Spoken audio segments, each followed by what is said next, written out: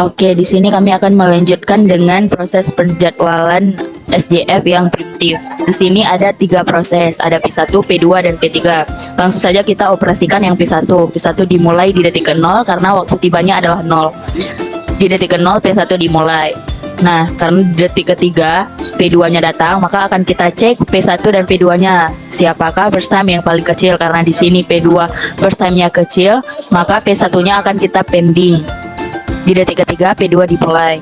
Nah, di detik kelima P3-nya datang. Jadi kita akan cek kembali P3 dan P2 siapakah burst time-nya yang paling kecil.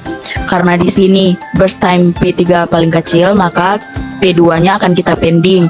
Di detik kelima P3 dimulai sampai dengan selesai karena selanjutnya tidak ada lagi proses yang datang. Nah, di detik ke-8 ini kan sisanya tinggal P1 dan P2. Kita cek kembali nih siapakah burst time yang paling kecil. Karena di sini P2 paling kecil, maka akan kita mulai duluan. Nah, di detik ke-8 P2 dimulai sampai dengan detik ke-12, yaitu P2 selesai. Di sini langsung saja kita lanjutkan dengan P1-nya. Di detik ke-12 P1 dimulai sampai dengan di detik ke-18 P1 selesai. Sekarang kita akan lanjutkan dengan waktu tunggunya atau waiting time-nya. P1 0 karena tadi waktu tibanya adalah 0 ditambah dengan 9. 9 ini karena jarak dari dependingnya P1 dan dimulai kembali P1 yaitu di detik ketiga dan detik ke-12 jaraknya 9. Maka 0 ditambah 9 sama dengan 9. P2 0 karena tadi waktu tibanya langsung diproses di detik ketiga dan ditambah dengan waktu tunggunya yaitu dari dependingnya P2 sampai dengan dimulainya kembali P2 yaitu di detik kelima sampai dengan di detik ke-8 itu jaraknya adalah 3, maka hasilnya adalah 3 P3-nya. Ini langsung diproses dengan selesai karena tadi tidak ada pendingan di proses P3 ini. Sekarang kita akan lanjutkan dengan AWT-nya. AWT adalah dijumlahkannya waiting time dibagi dengan banyaknya proses, maka hasilnya adalah 4 milisecond. Sekarang kita akan lanjutkan dengan TAT-nya. TAT adalah waiting time-nya ditambah dengan burst time-nya. Nah, di sini P1 9 karena waiting time-nya 9 ditambah dengan burst time-nya. Burst time-nya 9 P1.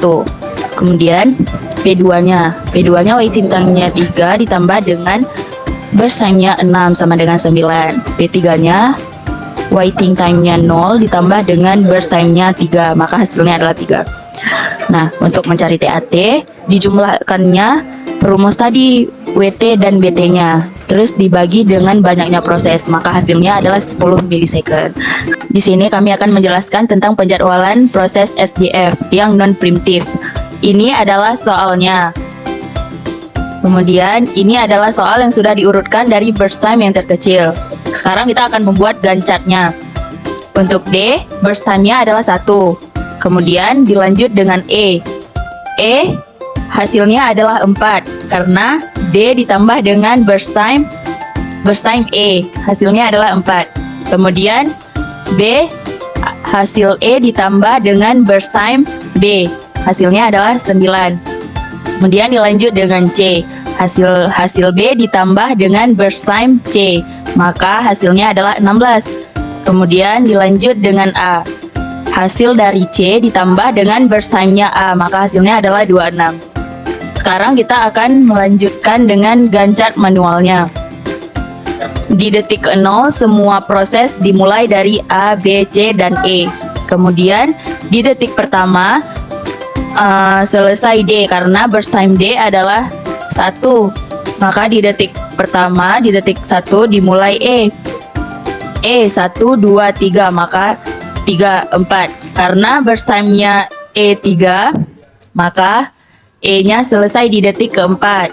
Di detik keempat, B dimulai. Burst time B sama dengan 5.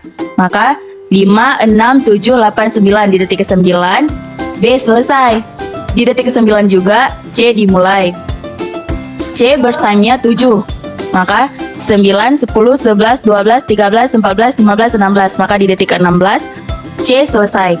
Di detik ke-16 juga, A dimulai. Karena burst time A adalah 10, maka 1 dari detik ke-16 dihitung 10.